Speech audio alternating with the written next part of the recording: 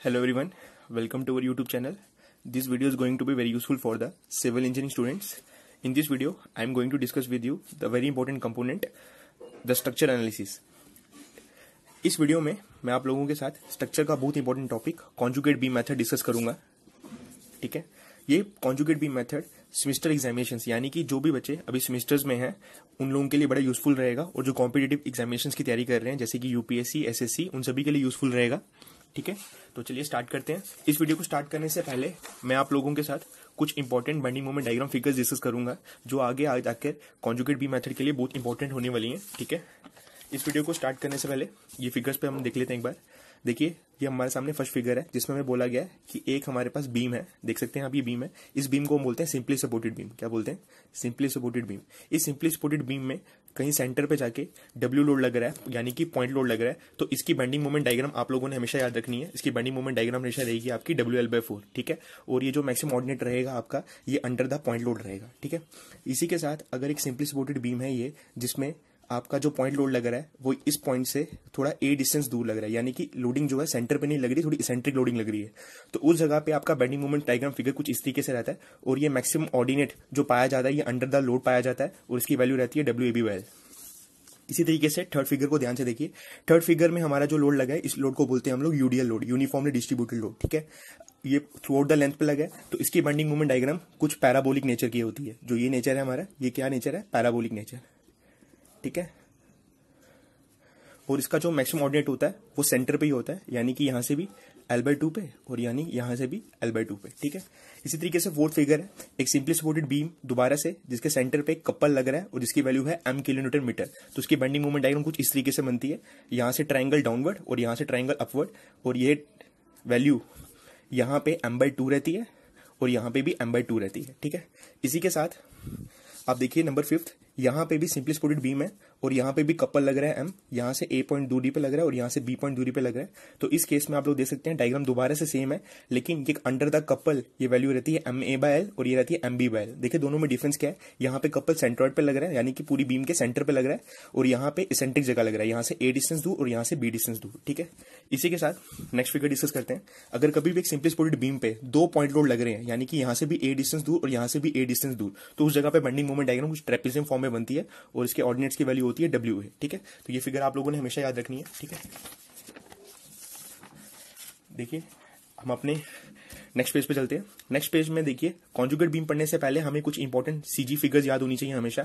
CG figures यानी कि अगर कभी भी हमारा ट्राइंगल बनेगा तो उसका सेंट्रोइड हमेशा मालूम होना चाहिए. अगर मान लीजिए ट्राइंगल जिसकी लेंथ है L और यहाँ से ये जो मैक्सिमम ऑर्डिनेट है वो यहाँ से A डिस्टेंस दूर है और यहाँ से B डिस्टेंस दूर है, तो जो भी इसका CG होगा वो CG यहाँ से इस एंड से L+A/3 पे होगा और इस एंड से L+B/3 पे होगा. ठीक है, ये हमेशा याद रखना है आप लोगों ने. ठीक है, इसी के साथ नेक्स्ट देखिए, अगर कभी भी आपकी एक राइट ट्राइंगल है, देख पा रहे हैं, इस राइट ट्राइंगल का जो सेंट्रॉइड होगा, अगर इसकी ट्राइंगल की लेंथ L है तो इस परपेंडिकुलर साइड से हमेशा L/3 पे होगा और यहाँ से 2L/3 होगा. ट्राइंगल अगर आपका राइट ट्राइंगल इस शेप में है या इस शेप में है, दोनों राइट ट्राइंगल हैं. ठीक है, तो उसका सेंट्रॉइड हमेशा याद रखना, पॉइंट से होगा 2L/3 और परपेंडिकुलर से होगा L/3. इसी के साथ थर्ड फिगर में देखिए, अगर कभी भी पैराबोला बनेगा तो उसका सेंट्रॉइड जो होता है वो यहाँ से L/2 पे होता है और यहाँ से भी L/2 पे होता है. ठीक है, इसी के साथ नेक्स्ट फिगर है हमारी रेक्टेंगुलर, कि अगर कभी भी आपकी रेक्टेंगल फॉर्म होगा तो उसका सेंट्रॉइड हमेशा यहाँ से L/2 पे और इस पॉइंट से हमेशा L/2 पे होगा. ठीक है, नेक्स्ट पॉइंट देख सकते हैं. नेक्स्ट पॉइंट में आता है कि अगर कभी भी ये एक तरीके से पैराबोलिक नेचर है. ठीक है, ये ट्राइंगल नहीं है राइट ट्राइंगल, ये एक इस तरीके से एक पैराबोलिक कन्वेक्स शेप है. ठीक है, तो ये पैराबोलिक शेप कभी भी बनेगा तो आप लोगों ने याद रखना है, इसका जो भी CG होगा यहाँ से 3/4L होगा और यहाँ से L/4 होगा. ठीक है, इसी के साथ अब हम स्टार्ट करते हैं अपना main topic, that is the conjugate beam method. देखिए, कॉन्जुगेट बीम मेथड में आपको हमेशा 3 पॉइंट्स याद रखने हैं. कभी कोई भी क्वेश्चन आप लोग सॉल्व करेंगे तो उसमें आपको 3 पॉइंट्स हमेशा याद रखने हैं. इन्हीं 3 पॉइंट्स की मदद से हम पूरा कॉन्जुगेट बीम मेथड समझ जाएंगे. देखिए, कॉन्जुगेट बीम मेथड बनाने से पहले सबसे पहले हमें जो भी गिवन बीम दिया होगा उसको हम कॉन्जुगेट बीम में कन्वर्ट करेंगे. ये कॉन्जुगेट बीम में कैसे कन्वर्ट करेंगे वो मैं आपको प्रॉब्लम्स में बताऊंगा. ठीक है, उसके बाद सेकंड स्टेप हमारा रहेगा कि कॉन्जुगेट बीम पे कितना लोड आ रहा है. ठीक है, तो कॉन्जुगेट बीम पे जो भी लोड आ रहा है वो उस कॉन्जुगेट बीम का वॉल्यूम होगा, यानी कि उस डायग्राम का जो कॉन्जुगेट बीम डायग्राम बनेगी उसका क्या लिखोगे? वॉल्यूम. और वॉल्यूम आपको क्या दे देगा? Load on conjugate beam. ठीक है, इसी तरीके से थर्ड पॉइंट आप लोगों ने हमेशा याद रखना है कि जो भी गिवन बीम का स्लोप होगा वो किसके बराबर होगा? Shear force of conjugate beam. ठीक है, और जो भी डिफ्लेक्शन होगा गिवन बीम का वो क्या होगा, bending moment of conjugate beam. देखिए कॉन्जुगेट बीम आप लोगों का स्लोप और डिफ्लेक्शन निकालने के लिए यूटिलाइज किया जाता है, यानी कि किसी भी बीम के लिए अगर आप स्लोप और डिफ्लेक्शन निकालना चाहते हैं तो उसके लिए आपको कॉन्जुगेट बीम मेथड यूज करना पड़ता है, ठीक है। तो इन कॉन्जुगेट बीम मेथड को यूज करने के लिए हमें 3 स्टेप्स में से याद रखने पड़ते हैं, यानी कि कोई भी ऐसी प्रॉब्लम जिसको हमने कॉन्जुगेट बीम मेथड की मदद से सॉल्व करना है, यानी कि हमें स्लोप और डिफ्लेक्शन निकालना है, तो उसमें हमें ये 3 स्टेप हमेशा याद रखने पड़ेंगे। इन 3 स्टेप की मदद से हम लोग क्वेश्चन सॉल्व कर सकते हैं, ठीक है। सबसे पहला स्टेप रहेगा कि जो भी बीम हमें दिया उसको कॉन्जुगेट बीम में कन्वर्ट कीजिए। कैसे करेंगे वो सीखेंगे अभी। लोड ऑन कॉन्जुगेट बीम, कि कॉन्जुगेट बीम पे लोड कैसे निकालेंगे, तो वो होगा हमेशा आपका डायग्राम का वॉल्यूम कॉन्जुगेट बीम का, ठीक है। और अगर आपको कभी भी स्लोप निकालने को बोला है तो आप कॉन्जुगेट बीम का शेयर फोर्स निकाल लीजिए, ठीक है। अगर आपको डिफ्लेक्शन निकालने को बोला है तो आप कॉन्जुगेट बीम का बेंडिंग मोमेंट निकाल लीजिए, ठीक है।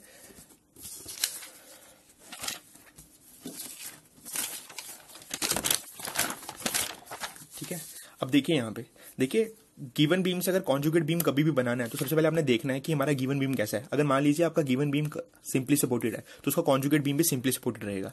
अगर मान लीजिए आपका गिवन बीम कुछ कैंटिलीवर शेप में है तो यानी कि ये एंड आपका फिक्स था, तो कॉन्जुगेट में जाके ये एंड क्या बन जाएगा, आपका फ्री बन जाएगा। यानी कि जो फिक्स्ड एंड होता है वो आपका क्या बन जाता है, फ्री बन जाता है, और जो फ्री एंड होता है गिवन बीम में वो आपका वहां जाके फिक्स बन जाता है, ठीक है। देख सकते हैं, ठीक है।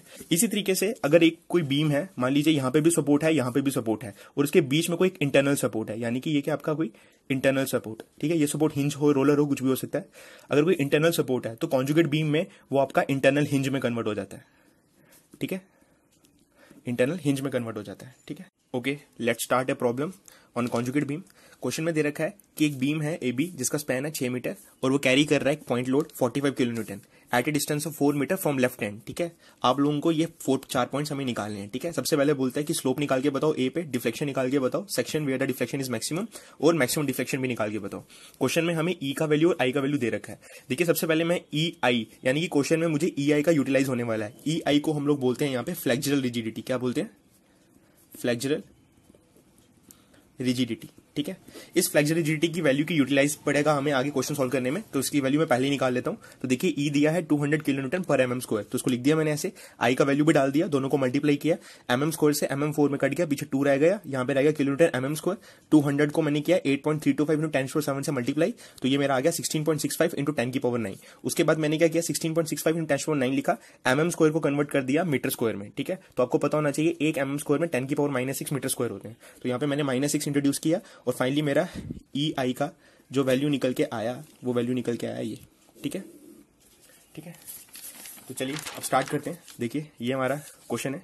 क्वेश्चन में हमें बोल के रखा है कि हमारे पास एक गिवन बीम दे रखी है, ठीक है, जिसकी ए बी देख ले सकते हैं, ये बीम है ए बी जिसका स्पैन हमें कितना दिया, 6 मीटर, ठीक है। ये कैरी कर रहा है एक पॉइंट लोड 45 किलो न्यूटन का, देख पा रहे हैं कहां से, 4 मीटर फ्रॉम लेफ्ट हैंड। तो देखिए 4 मीटर फ्रॉम लेफ्ट हैंड, ठीक है। हम लोगों को 4 पॉइंट्स निकालने हैं, एक स्लोप निकालना है ए पे, यानी कि यहाँ पे स्लोप कितना होगा, दूसरा इस पॉइंट के अंदर डिफ्लेक्शन कितना होगा, third point section where the deflection is maximum, इस गिवन बीम में वो कौन सा सेक्शन होगा, यानी कि यहां से कितना दूर जाके, यानी कि यहां पे कहीं पे भी आपका डिफ्लेक्शन मैक्सिमम कहां होगा, और फोर्थ पॉइंट उस मैक्सिमम डिफ्लेक्शन का वैल्यू कितना होगा, ठीक है। ये 4 पॉइंट्स हम इस क्वेश्चन में निकालने हैं, ठीक है। तो इस क्वेश्चन को स्टार्ट करते हैं। तो चलिए स्टार्ट करते हैं। देखिए इस बीम में हम लोगों को ये गिवन बीम पहले कॉन्जुगेट बीम में कन्वर्ट करना पड़ेगा। देखिए जैसे ये स्टेप, हमारा पहला स्टेप होता है गिवन बीम को कन्वर्ट करना कॉन्जुगेट बीम में, ठीक है। तो कन्वर्ट करने के लिए पहले हम देखेंगे कि इस बीम के ऊपर हमारे पास यहाँ से 4 मीटर दूर जाके एक पॉइंट लोड लग रहा है, यानी कि 45 किलो न्यूटन का, और यहाँ से 2 मीटर दूर जाके लग रहा है 45 किलो न्यूटन का, ठीक है। यानी कि सेंट्रिक लोडिंग है, तो उस जगह पे हमें पता है बेंडिंग मोमेंट डायग्राम क्या बनेगा, ट्राइंगल, और उसका मैक्सिमम मोमेंट क्या रहेगा, WAB बाय, जिसको सॉल्व करके W रहेगा 45, A रहेगा हमारा 4 मीटर और बी रहेगा 2 मीटर, तो सॉल्व करेंगे हमारा फाइनल वैल्यू आ जाएगा 60 किलो न्यूटन मीटर, ठीक है। तो हमारा बेंडिंग मोमेंट डायग्राम बन गया। इस बेंडिंग मोमेंट डायग्राम को कन्वर्ट करेंगे हम कॉन्जुगेट बीम में, ठीक है। तो कॉन्जुगेट बीम कन्वर्ट करने से पहले हम देखेंगे कि अगर किसी भी गिवन बीम को कॉन्जुगेट बीम में कन्वर्ट करना है तो पहले बीम कैसा है। देखिए क्वेश्चन में हमारा बीम कैसा है, सिंपली सपोर्टेड, तो हमें पता है सिंपली सपोर्टेड बीम को कन्वर्ट करने के लिए हमें क्या चाहिए, कॉन्जुगेट बीम में कन्वर्ट करने के लिए। तो देखिए सिंपली सपोर्टेड कॉन्जुगेट बीम में भी क्या रहेगा, सिंपली सपोर्टेड, यानी कि अगर हमें इसको कॉन्जुगेट बीम में कन्वर्ट करना चाहते हैं तो पहले हमें ए और बी पे जो सपोर्ट है कॉन्जुगेट बीम में भी वही सपोर्ट बनाने पड़ेंगे, यानी कि यहाँ पे भी सपोर्ट क्या रहेंगे, सिंपली सपोर्टेड। और लेट कर लिए मैंने यहाँ पे रिएक्शंस क्या है, VAVB, क्योंकि सिंपली सपोर्ट में जो रिएक्शंस होती हैं सिर्फ वर्टिकल रिएक्शंस होती हैं, इसलिए यहाँ पे बन जाएगा VAVB, ठीक है। इसी के साथ यही बेंडिंग मोमेंट डायग्राम मैंने दोबारा बनाया जिसका मैक्सिमम वैल्यू क्या है 60, और कॉन्जुगेट बीम में जब कन्वर्ट करना है तो हमने इसके साथ थिकनेस भी बनाना है। तो मान लिया मैंने इसका थिकनेस जो है, देख पा रहे हैं ये थिकनेस, देख रहे हैं इस बीम का, देखिए ये मैंने बना लिया पहले बेंडिंग मोमेंट डायग्राम, ठीक है। उसके बाद मैंने इसका थिकनेस बनाया, देख पा रहे हैं ये थिकनेस, ठीक है। थिकनेस का वैल्यू कितना लेट करना है हमें हमेशा 1/e डायग्राम। तो सिंपली कॉन्जुगेट बीम कन्वर्ट करने के लिए सबसे पहले गिवन बीम का बेंडिंग मोमेंट डायग्राम बनाइए, उस बेंडिंग मोमेंट डायग्राम में थिकनेस ऐड कर लीजिए और वो थिकनेस कितना रहेगा 1/ei। और बाद में देखिए गिवन बीम की सपोर्ट्स कैसी हैं, अगर सपोर्ट सिंपली सपोर्टेड है तो कॉन्जुगेट बीम में भी वो सपोर्ट सिंपली सपोर्ट्स रहेंगी। तो इसी तरीके से हमारा कॉन्जुगेट बीम डायग्राम पूरा बन जाएगा, ठीक है। जैसे हमारा कॉन्जुगेट बीम डायग्राम बन जाएगा, इसी बीम डायग्राम को हम लोग कभी कभी M/A डायग्राम भी कहते हैं, ठीक है। तो हमारा सेकंड स्टेप रहता है इसमें टोटल लोड निकालना। तो देखिए कॉन्जुगेट बीम में अगर टोटल लोड निकालना चाहते हैं तो आप इस कॉन्जुगेट बीम डायग्राम का क्या ले लीजिए, वॉल्यूम ले लीजिए। क्या ले लीजिए, वॉल्यूम, ठीक है। तो वॉल्यूम क्या होता है, एरिया इंटू थिकनेस, ठीक है। तो एरिया, ट्राइंगल का एरिया क्या रहेगा, half into base into altitude, और थिकनेस रहेगा इसका 1/ei, ठीक है। क्योंकि थ्रू आउट थिकनेस वेरिएशन नहीं रह रहा, यानी कि अगर इसका भी मोमेंट ऑफ इनर्शिया आई है एसी सेक्शन का, तो सीबी सेक्शन का भी कितना मान लिया हमने, आई मान लिया, यानी कि फ्लेक्सुरल रिजिडिटी हमने यूनिफॉर्म मानी हुई है।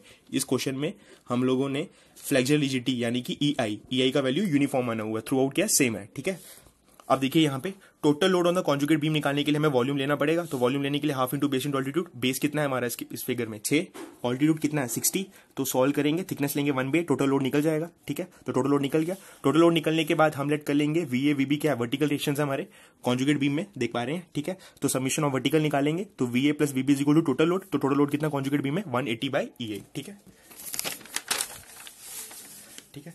अब देखिए यहाँ पे जैसे मेरा ये सब हो गया, तो अब मैं इसी डायग्राम को ध्यान से देखिए, दोबारा से कॉन्जुगेट बीम डायग्राम को ध्यान से देखिए, ठीक है। ये मैंने कॉन्जुगेट बीम बनाया जिसमें मैंने थिकनेस कितना मान लिया 1/ei मान लिया, ठीक है। अब मैं क्या कर रहा हूँ, बी के क्रॉस मूवमेंट 0 ले रहा हूँ, ठीक है। बी के क्रॉस जब मैं मूवमेंट 0 ले रहा हूँ तो क्लॉकवाइज डायरेक्शन में सारे मूवमेंट्स को पॉजिटिव ले रहा हूँ, ठीक है। तो देखिए यहाँ पे मुझे यहाँ पे बी के क्रॉस मूवमेंट निकालना है, तो ये हो जाएगा VA इंटू 6, ये क्लॉकवाइज डायरेक्शन में जाएगा बी की तरफ, इसको घुमाइए बी की तरफ, तो ये क्लॉकवाइज डायरेक्शन में जाएगा, ठीक है। तो ये आ जाएगा प्लस VA/6। इसी तरीके से टोटल लोड कहाँ गिरेगा, डाउनवर्ड डायरेक्शन में, और जब उसको बी की तरफ घुमाएंगे यानी कि ये डिस्टेंस, तो आपको पता है इस ट्राइंगल का सेंट्रॉइड यहाँ से कितना होता है L + B/3, और जब उसको घुमाएंगे तो एंटी क्लॉकवाइज डायरेक्शन में आएगा, तो माइनस टोटल लोड कितना था हमारा 180/EA, और ये सेंट्रॉइड डिस्टेंस क्या है L + B/3, तो यहाँ पुट करेंगे, ठीक है। L है हमारा टोटल 6 और B है हमारा 2, तो पुट करेंगे यहाँ से, सॉल्व करेंगे तो हमारा फाइनली VA आ जाएगा 80/EA, ठीक है। इसी के साथ हमारे पास submission of vertical VA plus VB आ चुका था 180/EA, तो इसी तरीके से हमारे पास VB भी निकल जाएगा 100/EA, ठीक है। तो दोबारा देख लीजिए, सबसे पहले गिवन बीम को हम लोग कॉन्जुगेट बीम में कन्वर्ट करेंगे, ठीक है। कॉन्जुगेट बीम के बाद टोटल लोड निकालेंगे, टोटल लोड होगा इस डायग्राम का वॉल्यूम। उसके बाद हम लोग लेट करेंगे VA VB रिएक्शंस, क्योंकि सपोर्ट्स यहाँ पे दोनों सिंपली सपोर्ट्स हैं, तो यहाँ पे रिएक्शंस लेट करेंगे। जैसे रिएक्शन लेट करेंगे तो सबमिशन ऑफ वर्टिकल वैल्यू 0 करेंगे। सबमिशन ऑफ वर्टिकल 0 करने के बाद हम लोग क्या करेंगे, मूवमेंट अक्रॉस B 0 करेंगे, और ये फाइनली हमारा VA VB यहाँ से निकल जाएंगे, ठीक है, ठीक है। अब हम लोग अपने क्वेश्चन पे दोबारा से आ जाते हैं, ठीक है। तो हम अपने क्वेश्चन पे आते हैं, तो क्वेश्चन पे हमारे पार्ट्स हैं, ये चारों पार्ट्स हम लोग निकालेंगे। तो पहला पार्ट है हमारा स्लोप एट E, ठीक है। तो हम लोग अपने क्वेश्चन में सबसे पहले स्लोप निकालेंगे, ठीक है। देखिए अगर हमें स्लोप निकालना है तो हमें पता है स्लोप A निकालना है, मतलब स्लोप कहाँ पे निकालना है, हमें A पे। तो देखिए स्लोप जो हमें A पे निकालना है, यानी कि इस पॉइंट पे हमें स्लोप निकालना है, ठीक है। तो ये गिवन B पे स्लोप निकालना है, और मैंने आपको पहले ही बताया था कि किसी भी गिवन बीम का स्लोप कॉन्जुगेट बीम के लिए क्या होता है, शेयर फोर्स होता है। यानी कि आप गिवन बीम के A पॉइंट पे स्लोप निकालना चाहते हैं, तो यानी कि कॉन्जुगेट बीम के A पॉइंट पे क्या निकालना पड़ेगा, आपको स्लोप निकालना पड़ेगा।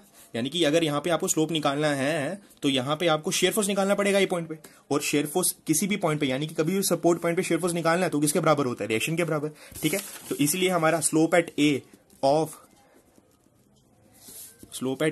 ऑफ गिवन बीम किसके बराबर होगा, shear force at A of conjugate beam, और शेयर फोर्स A पे क्या होगी, यानी कि सपोर्ट पे शेयर फोर्स क्या होगी, रिएक्शन के बराबर, और इसके बराबर होगी 80/EA, ठीक है। और यहां से 80 डाल दिया मैंने। अब EI का वैल्यू हम पहले निकाल चुके थे 16.65 × 10⁴, तो यहाँ पुट कर देंगे। जब सॉल्व करेंगे तो फाइनली आंसर आ जाएगा ये। अब हमें स्लोप निकालना है, तो स्लोप यानी कि रेडियंस में आंसर होगा, तो उसका आंसर हमारा रेडियंस में आ जाएगा, ठीक है। इसी तरीके से अब सेकंड पॉइंट पे बात करते हैं। सेकंड पॉइंट था हमारा डिफ्लेक्शन अंडर द लोड, ठीक है। यानी कि लोड के अंडर डिफ्लेक्शन निकालना है, यानी कि इस पॉइंट पे, ठीक है। तो ये पॉइंट है हमारा C।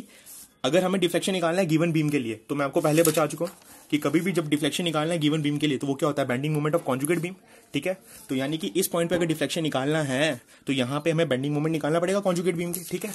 तो कॉन्जुगेट बीम के यहाँ पे बेंडिंग मोमेंट निकालने के लिए देखिए लीजिए, मैंने ये फिगर कंसीडर किया फिर से कॉन्जुगेट बीम का, ठीक है। ये थिकनेस लिया मैंने 1/EA डायग्राम। अब डिफ्लेक्शन निकालना है अंडर द लोड, यानी कि यहाँ पे पॉइंट सी पे, तो वो होगा bending moment at C of conjugate beam, ठीक है। तो यहाँ पे डिफ्लेक्शन निकालने के लिए मैंने यहाँ पे सेक्शन ले लिया, इसके आगे वाले फिगर को खत्म कर दिया। बस मेरे पास इतना सा फिगर है, इतने से फिगर के लिए यहाँ पे बेंडिंग मोमेंट निकालना पड़ेगा। बेंडिंग मोमेंट होता है फोर्स इंटू परपेंडिकुलर डिस्टेंस, तो सी पॉइंट पे निकालना है, तो फोर्स आ गया VA, डिस्टेंस आ गया 4, घुमाए सी की तरफ, तो सी की तरफ घुमाएंगे क्लॉकवाइज डायरेक्शन में आ जाएगा, तो आ जाएगा प्लस VA/4, ठीक है। इसी तरीके से इस छोटी सी ट्राइंगल का हमें लोड लेना पड़ेगा और ये लोड वर्टिकली डाउनवर्ड करेगा, सी की तरफ जो घुमाएंगे तो एंटी क्लॉक जाएगा, इसलिए मैंने माइनस डाल दिया। तो इस डायग्राम का अगर लोड लेना है, देखिए कॉन्जुगेट बीम है और कॉन्जुगेट बीम का कभी भी लोड लेना है तो क्या लेना पड़ेगा, इस डायग्राम का वॉल्यूम। तो वॉल्यूम लेंगे तो क्या बनेगा, हाफ इंटू बेस, बेस कितना है 4, ऑल्टीट्यूड कितना है 60 और थिकनेस कितना आ जाएगा 1/EA, ठीक है। अब लेना परपेंडिकुलर डिस्टेंस, कहां से लेना है, सी से, और मैं आपको बता चुका हूं राइट ट्रायंगल का यहां से परपेंडिकुलर डिस्टेंस कितना होता है, L/3, देख पा रहे हैं। अगर ये राइट ट्रायंगल 4 है तो यहां से डिस्टेंस कितना होगा L/3, यानी कि 4/3। तो यहाँ पे पुट करेंगे 4/3, सॉल्व करेंगे तो फाइनली हमारा YC का वैल्यू आ जाएगा 160/EA, और EA का वैल्यू पुट करेंगे तो फाइनली हमारा YC निकल जाएगा। अब YC यानी कि डिफ्लेक्शन तो आ रहा है 9.6 × 10⁻³ मीटर, तो 1 mm में 10⁻³ मीटर होते हैं, यानी कि 9.6 mm, ठीक है। अब देखिए यहाँ पे देखिए थर्ड पॉइंट है हमारा, सेक्शन बताइए जहां पे डिफ्लेक्शन आपका मैक्सिमम होगा, ठीक है। अब देखिए इस पॉइंट को, बड़ा इंपॉर्टेंट पॉइंट है ये आपको समझना पड़ेगा, ठीक है। ये इतना इजी नहीं निकलता है। देखिए हमें पूछा है यहाँ पे वो सेक्शन बताइए, यानी कि इस गिवन बीम में वो ऐसा, इस बीम में कहाँ वो सेक्शन लाई करेगा जहां पे डिफ्लेक्शन आपका मैक्सिमम होगा। तो उसके लिए आपने याद रखना है, यानी कि आपको मैक्सिमम डिफ्लेक्शन निकालना है, तो आपको पता है deflection is equivalent to bending moment in conjugate beam, ठीक है। यानी कि इस बीम में अगर आप मैक्सिमम बेंडिंग मोमेंट निकाल लेंगे तो आपको यहां पे मैक्सिमम डिफ्लेक्शन मिल जाएगा, ठीक है। क्योंकि मैं आपको पहले बता चुका हूं किसी भी गिवन बीम का डिफ्लेक्शन कॉन्जुगेट बीम के बेंडिंग मोमेंट के बराबर होगा, ठीक है। अब देखिए यहां पे इस बीम के लिए मुझे मैक्सिमम बेंडिंग मोमेंट निकालना पड़ेगा। अब उसके लिए मुझे पता होना चाहिए कि जिस पॉइंट पे मैक्सिमम बेंडिंग मोमेंट निकालना है वहां पे शेयर फोर्स क्या होना चाहिए, 0, यानी कि शेयर फोर्स जहां 0 होता है बेंडिंग मोमेंट वहां क्या होता है, मैक्सिमम होता है। इसीलिए मैंने अब यहाँ कॉन्जुगेट बीम दोबारा कंसिडर किया, ठीक है, और मैंने मान लिया ये वो सेक्शन है, देख पा रहे हैं ये XX, ठीक है।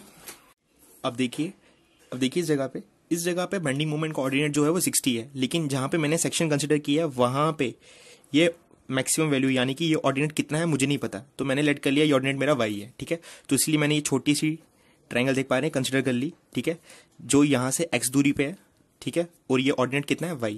इसी के साथ मैंने एक ये बड़ी ट्रायंगल कंसिडर कर ली जहां पे ऑर्डिनेट मुझे पता है 60 है, और जो यहां से कितनी दूरी पे है 4 पे, ठीक है, ये मैंने ले लिया। इन दोनों को सिमिलर ट्रायंगल की मदद से मैंने ये Y की वैल्यू निकाली, तो ये लिखा Y/X और ये लिखा 60/4, ठीक है। तो यहां से Y की वैल्यू निकल गई 15x, यानी कि ये ऑर्डिनेट कितना है हमारा 15x, ठीक है। अब मैंने लेट कर लिया सेक्शन XX जहां पे मेरा शेयर फोर्स क्या है 0, यानी कि शेयर फोर्स यहाँ पे 0 है, तो इस जगह पे मैं शेयर फोर्स की इक्वेशन निकाल रहा हूँ। तो शेयर फोर्स क्या होता है, फोर्सेस। तो देखिए यहाँ पे XX पे इसके पीछे वाला सारा पार्ट कंसिडर करेंगे, इसके सारे पीछे वाला पार्ट, तो इसके पीछे एक फोर्स है VA और एक हिस्सा है ये पूरा लोड का, ये वाला देख पा रहे हैं। तो ये ऊपर जा रहा है, इसको ले लिया प्लस VA, और ये डाउनवर्ड जा रहा है तो माइनस। अब देखिए कॉन्जुगेट बीम है, तो कॉन्जुगेट बीम में आप लोगों को पता है कि अगर आप लोगों को क्या निकालना है, लोड निकालना है, तो इस डायग्राम का क्या लेना पड़ेगा, वॉल्यूम। तो वॉल्यूम लीजिए हाफ इंटू X और ये Y कितना है हमारे पास 15x इंटू 15x, और थिकनेस ले लीजिए 1/EA, किसके बराबर कर लीजिए 0 के बराबर। VA का वैल्यू कितना है हमारे पास 80/EA, इसको सॉल्व किया 15x²/EA, तो इसको सॉल्व किया फाइनली x का वैल्यू कितना निकल गया 3.266, यानी कि इस पॉइंट से जब आप x दूर जाएंगे, यानी कि 3.266 मीटर दूर जाएंगे, तो उस पॉइंट के ऊपर आपको बेंडिंग मोमेंट क्या मिलेगा, मैक्सिमम, ठीक है। तो इसी के साथ हमारा थर्ड आंसर भी निकल गया, section where the deflection is maximum, ठीक है। तो इसके लिए हमने क्या किया, चलिए फटाफट रिवाइज कर लेते हैं। इसके लिए हमने क्या किया, मैक्सिमम डिफ्लेक्शन निकालना था, यानी कि गिवन बीम के लिए हमें क्या निकालना है, मैक्सिमम डिफ्लेक्शन, ठीक है। इस बीम के लिए हमें क्या निकालना था, मैक्सिमम डिफ्लेक्शन, तो हमने कॉन्जुगेट बीम के लिए क्या निकाला, मैक्सिमम बेंडिंग मोमेंट, और मैक्सिमम बेंडिंग मोमेंट वही होता है जहां पे शेयर फोर्स क्या होता है हमारा 0 होता है, ठीक है। तो इसके लिए हमने इस सेक्शन के ऊपर शेयर फोर्स की वैल्यू 0 कंसीडर की और यहां से x की वैल्यू फाइनली निकाली, ठीक है, ठीक है। इसी के साथ हम अब लास्ट पार्ट करते हैं। लास्ट पार्ट हमारा कहता है उस मैक्सिमम डिफ्लेक्शन की वैल्यू कितनी होगी वहां पे, ठीक है। उस मैक्सिमम डिफ्लेक्शन की वैल्यू फाइंड आउट करने के लिए मैक्सिमम डिफ्लेक्शन फॉर द, ठीक है, तो maximum deflection of given beam होगा हमारा maximum bending moment at x equal to 3.266 from A of conjugate beam, यानी कि हमें पता चल चुका है कि यहां से कहीं पे 3.266 मीटर दूर आने पे हमें बेंडिंग मोमेंट क्या मिलता है, मैक्सिमम, यानी कि गिवन बीम के लिए यहां से कहीं पे 3.266 मीटर पे मैक्सिमम क्या मिलेगा, डिफ्लेक्शन, ठीक है। तो अब हमें उस मैक्सिमम बेंडिंग मोमेंट का वैल्यू निकालना है, यानी कि मैक्सिमम डिफ्लेक्शन का वैल्यू निकालना है। ठीक है, और हमें पता है मैक्सिमम डिफ्लेक्शन गिवन बीम के लिए किसके बराबर होगा, maximum bending moment conjugate beam का। ठीक है, तो इसकी वैल्यू हम लोग निकालेंगे। ठीक है, तो इसकी वैल्यू जब हम लोग निकालेंगे तो ये मैंने कॉन्जुगेट बीम दोबारा कंसीडर कर लिया, यहां से 3.26 पे मुझे मैक्सिमम वैल्यू निकालना है। ठीक है, मुझे पता था ये ऑर्डिनेट कितना है यहाँ पे, x दूर जाके 15x, और ये वैल्यू मैं निकाल चुका हूँ 3.266 मीटर। ठीक है, तो मुझे इस जगह पे बेंडिंग मोमेंट निकालना है, तो क्या हो जाएगा मेरा VA into 3.266 minus half into 15 into 3.26 into 3.26 into 1/A, यानी कि पहले इस पूरी फिगर का मैंने क्या कंसीडर किया, लोड, तो ये मेरा पूरा क्या मिल जाएगा, लोड। और आपको पता है लोड क्या होता है, कॉन्जुगेट बीम डायग्राम का वॉल्यूम। ठीक है, वो इंटू मैंने क्या कर दिया इसका सेंट्रॉइड, तो उसका सेंट्रॉइड कहीं यहां गिरेगा, यानी कि यहां से कितना L/3, तो ये पूरा L कितना है मेरा 3.266, तो इसका अपॉन 3 कर दिया, यहां से मेरा निकल गया। और फाइनली इसको सॉल्व किया तो ये आ गया, इसको सॉल्व किया तो ये आ गया। फाइनली सॉल्व करके मेरा आंसर निकल गया ये, यानी कि बेंडिंग मोमेंट का वैल्यू कितना आया, इतना। और मुझे पता है मैक्सिमम डिफ्लेक्शन निकालना है, तो यानी कि कॉन्जुगेट बीम के लिए मैक्सिमम बेंडिंग मोमेंट, तो बेंडिंग मोमेंट का वैल्यू निकल चुका है, तो यानी कि वाई मैक्स का वैल्यू कितना आ गया 10.466 mm। ठीक है, तो thank you guys for watching this video. ठीक है, तो इसी तरीके से मैं कॉन्जुगेट बीम के ऊपर और भी वीडियोस डालूंगा, कुछ कॉम्प्लिकेटेड क्वेश्चंस भी करेंगे, कुछ इजी क्वेश्चंस भी करेंगे, तो प्लीज अपडेट रहिए और सब्सक्राइब कर लीजिए मेरा YouTube channel. Thank you so much.